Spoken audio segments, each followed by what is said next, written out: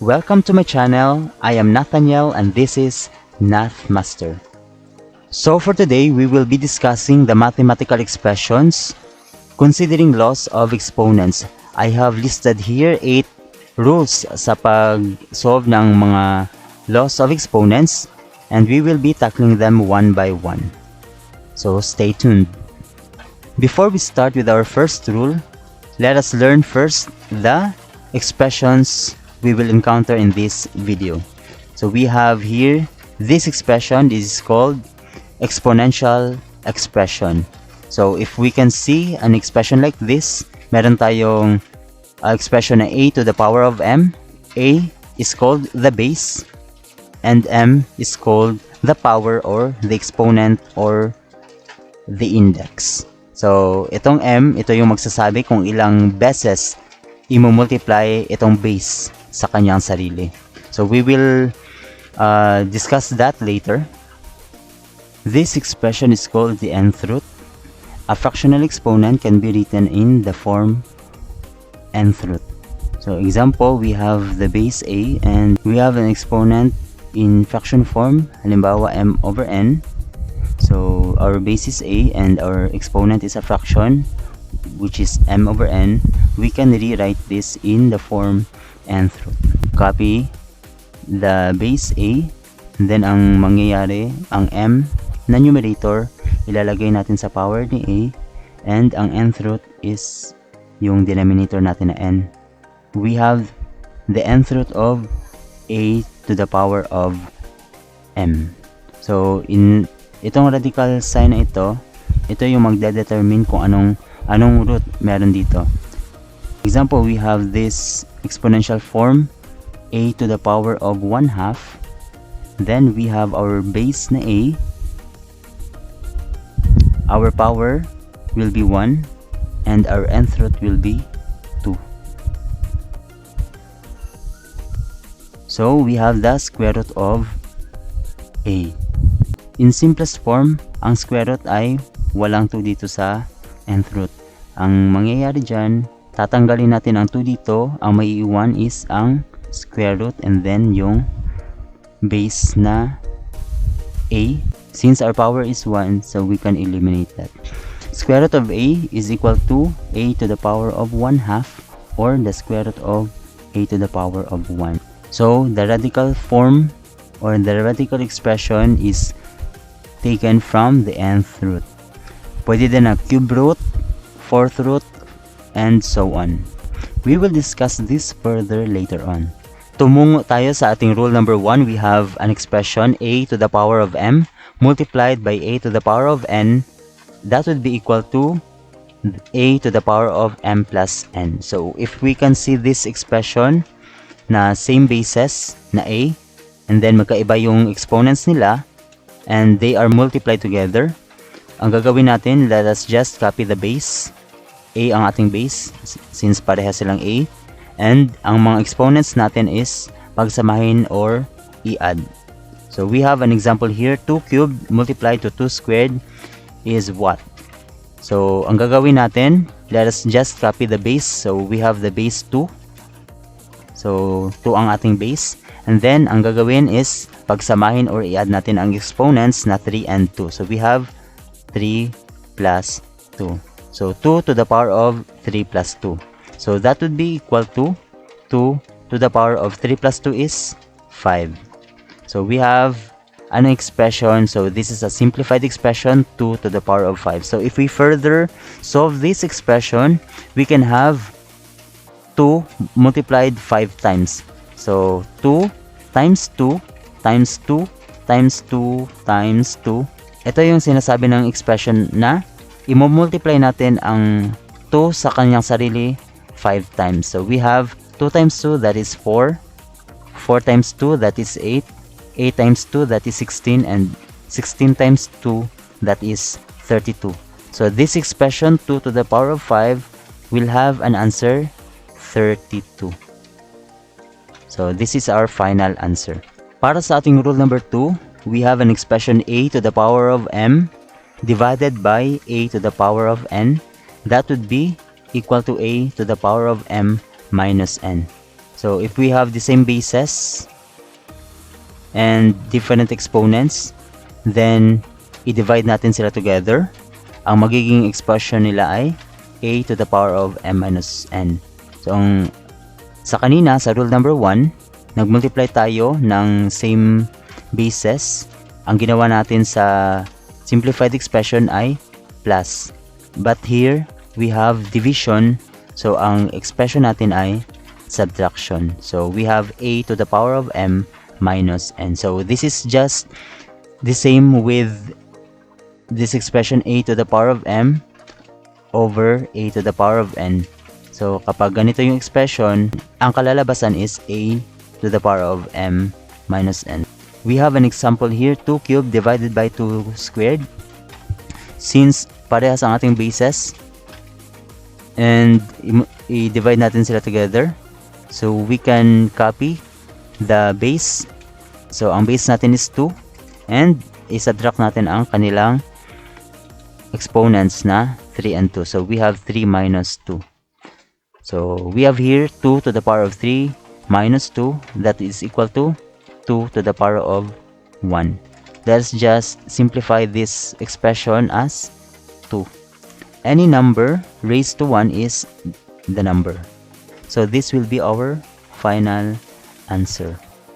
For our rule number 3, we have here the quantity of a to the power of n is raised to another power, which is n. So in simplified form, we can have a to the power of m times n. Kapag meron tayong expression na naka-quantify and raised to another power, ang gagawin natin sa exponents is i-multiply natin silang dalawa. We have m times n. So let us first answer this with our rule number 3. So 2 cubed raised to 2. So let us copy the base. We have 2, and then we multiply the exponents, 3 times 2. In simplified form, we can write 2 as our base, and then we multiply the exponents, 3 times 2, that is 6. So 2 to the power of 6, that is equal to 64.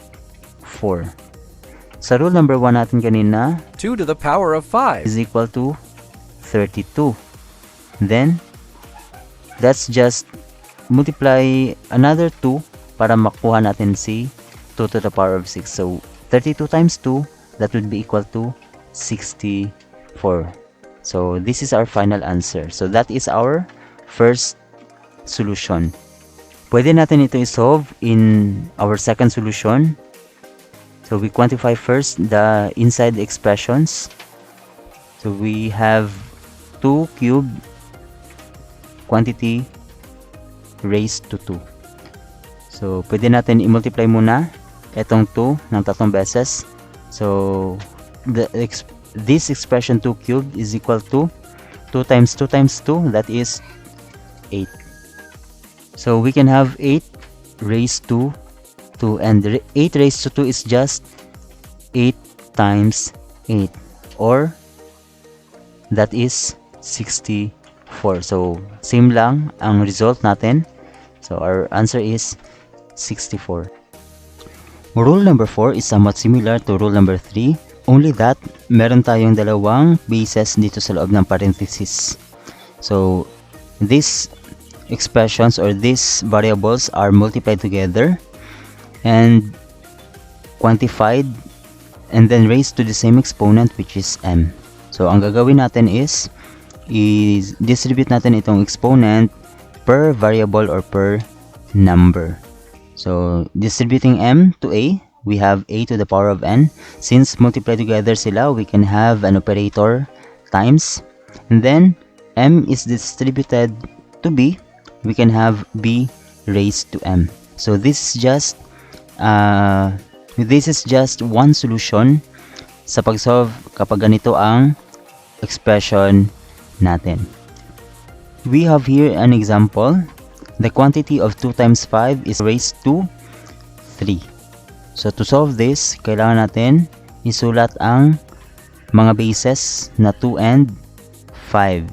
And then distribute this power na 3 ilagay natin sa index ng 2 at sa index ng 5, and then we multiply them together. So we have 2 cubed times 5 cubed. So 2 cubed, na-solve na natin kanina, which is 8. 5 cubed is 5 times 5 times 5. So 5 times 5 is 25, times 5 is 125. So we have 8 times 125. 8 multiplied to 125, we can have an answer of 1,000. So this is our final answer. Also, pwede natin itong isolve in another way. Multiplying 2 and 5, we can have the value of 10. Then we raise that to the same exponent, which is 3. So 10 cubed, we can have 10 times 10 times 10. 10 times 10 is 100. 100 times 10, that is 1,000. So we can have the same value for this expression. Rule number 5 is just so easy. We have an expression a raised to 0, and this will always result to 1 if and only if our base is not equal to 0. Kasi kapag naka-raise ang number na 0, ang value na 0 sa 0, hindi na 1 ang magiging sagot, kundi ang term na gagamitin natin ay indeterminate. Indeterminate. So, lahat ng integers, lahat ng variables na erase natin sa 0 will always result to 1, but not 0 raised to 0. So, may ibang term kapag naka-raise ang 0 sa 0. This is called indeterminate. So, let us have an example here. 101 raised to 0. Since 101 is an integer and a can be an integer, then it is raised to 0. Our result will be 1. So 101 raised to 0 is equal to 1. What if we have a variable? Say for example, x raised to 0. Since our base can be an integer or a variable, so x raised to 0 is equal to 1. Lahat ng expressions na erase natin sa 0 will always result to 1. But, laging tandaan na kapag 0 ang erase sa 0, hindi na 1 ang sagot kundi indeterminate. So, say for example, gawin nating binomial. X plus y. So, i-quantify natin ang x plus y, then erase natin sa 0. Ano ang magiging sagot? Since itong expression na x plus y ay niraise sa 0, ang magiging sagot niyan is 1. Okay? So, we can consider this group as 1. So, if we raise this to 0, that would be equated to 1. We have this rule number 6. The expression a raised to negative n will result to 1 over a to the power of n. If we have a base a raised to a negative power, let's say n, so negative n, ang base natin, babaliktarin natin siya, erase natin siya sa positive exponent. So, since we have a as our base, a, and let's say for example, this is an integer, or this is a variable or an expression, meron yan always na divisor na 1. Expression na a can be written in a form a over 1. So, let's just copy the exponent na negative n. So, sa ating rule, ang ginawa dito is binaliktad ang base. Kaya, ang gagawin natin is babaliktarin natin ito. A over 1 magiging 1 over a. Since binaliktad na natin ang base, ang gagawin natin sa exponent ay gagawin nating positive. So, we have 1 to the power of n. Okay, 1 to the power of n over a to the power of n. 1 raised to any power will result to 1. Kaya meron tayong 1 over a to the power of n is a to the power of n. So let's have this example, 5 raised to negative 2. So ang gagawin natin sa 5, babalik rin natin, we have 5 over 1. Ang mangyayari dyan is gagawin natin 1 over 5. And then, erase natin sa power na 2. So, magiging positive na ang power niya. Ang mangyayari, distribute natin ang power na 2. 1 raised to 2 is 1. Then 5 raised to 2 is 5 squared. And then we have 1 over 5 squared is 5 times 5, that is 25. So we have 1 over 25 as our answer. Sa rule number 7, meron tayong fraction na exponent. So we have again the base a and a fraction na exponent na m over n. I-apply natin dito ang nth root of a number or an expression. So we have the nth root of a raised to m. Ang ginawa natin is, naglagay tayo ng radical sign. Kinopya natin ang base na a dito sa loob. Lalagay natin sa loob ang base na a. Then, ang numerator na m is erase natin dito sa power ng a. So we have a to the power of m. And then ang n na denominator ilalagay natin dito sa nth root. So, ang pagbasa nito is the nth root of a to the power of m. So, we have an example here, 8 raised to 2/3. Hindi ito 8 and 2/3 ha. It is 8 raised to 2/3. Let us solve this using rule number 7. So, we have the nth root. So, what is the nth root? So, itong denominator ang ilalagay natin dito sa nth root. So, we have 3 or cube root. So, kapag 3 ang nakalagay dito, that is called cube root. So, we have the base 8 and numerator 2. Gagawin natin yung power ni base. So, we have the cube root of 8 squared. So, we can simplify this. We have cube root of 8 squared is 8 times 8, that is 64. 64 is a perfect cube. So, what is a perfect cube? So, if we multiply 4 by 4 by 4, that will result to 64. So, that is a perfect cube. So, we have 4 cube is equal to 64. Therefore, the cube root of 64 is 4. Rule number 8 is just a further explanation sa ating rule number 6. If you can recall, sa rule number 6, we have the base a and raised to a negative power n. Ang ginawa natin, nire-write natin ang base na a as a over 1. Then, we raise that to negative power. And then, binaliktad natin ito. Itong fraction na nasa loob, we made it 1 over a. Binaliktad natin ang a over 1. Ginawa natin 1 over a by inversion. Then, pinalitan natin ng positive na exponent. So, this is just the same with the rule number 8. We have a over b as our fraction. Then, that is raised to a negative power n. Ang gagawin is, babalik rin natin ang a over b, magiging b over a. Then, erase natin siya sa positive power na n. So, mawawala na itong negative power. Let's say, for example, we have 4 over 3 raised to negative 2.